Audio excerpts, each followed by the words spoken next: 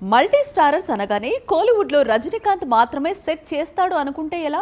మాలీవుడ్లోనూ crazy multi starrers set అవుతున్నాయి.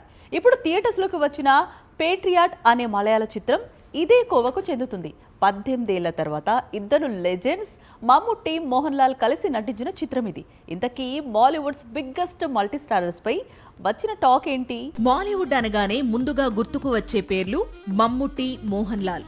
ఏళ్లుగా ఇద్దరు లెజెండ్స్ మలయాళ సినీ పరిశ్రమలో భాగమయ్యారు.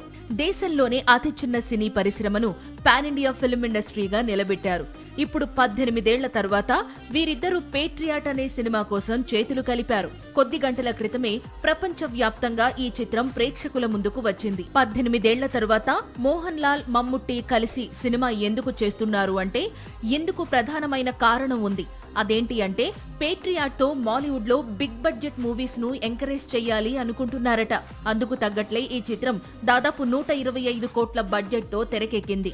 అక్కడి స్టార్ డైరెక్టర్ మహేష్ నారాయణన్ తెరకెక్కించాడు.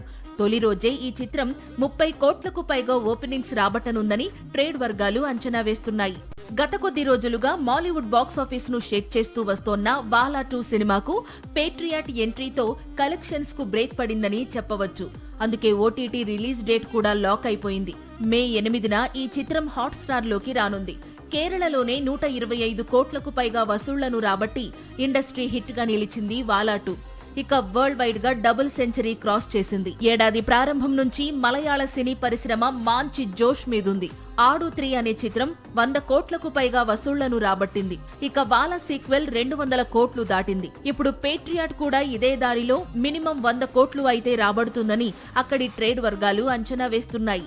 సాక్షి టీవీ ప్రసారాలను నిలిపివేయడం చట్టరీత్యా నేరం. సాక్షి టీవీ ప్రసారాల కోసం మీ స్థానిక కేబుల్ ఆపరేటర్ని వెంటనే సంప్రదించండి. డిటిహెచ్లో, ఇంటర్నెట్లో కూడా సాక్షి టీవీ ప్రసారాలను వీక్షించవచ్చు.